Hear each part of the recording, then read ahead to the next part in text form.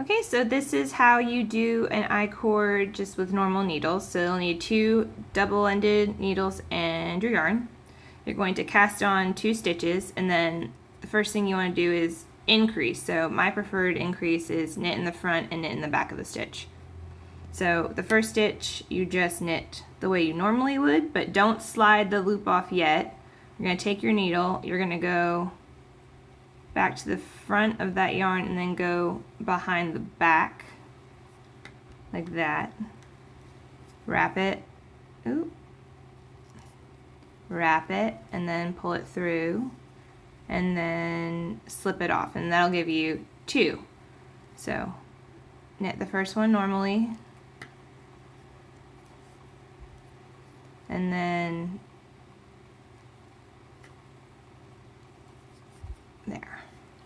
So now you have 4. So now we're not going to flip the needle. We're not knitting in the flat. We're knitting in tube.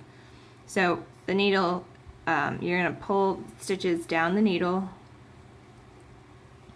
and it's okay that the yarn's on the wrong side because we're going to pull it across. So that's how we make the tube. So put your needle in like you're going to knit.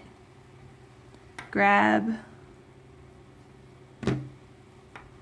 So you don't really need to wrap the needle so much as just like put the thread in between so it can be pulled through for that first loop, and then slip off. And then I pull that one really tight, or else it's going to look kind of like a flat tube. So I pull that one really tight, and then I knit the rest. So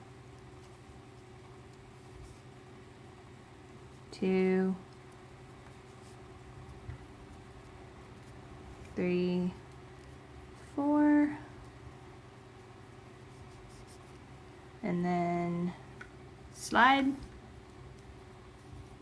and repeat until you have an I-cord that is, I made mine 20 feet long each, but I was using the embellish knit tool, so it didn't take me long. This is going to be a pretty long process, so I hope you have something fun to marathon on Netflix.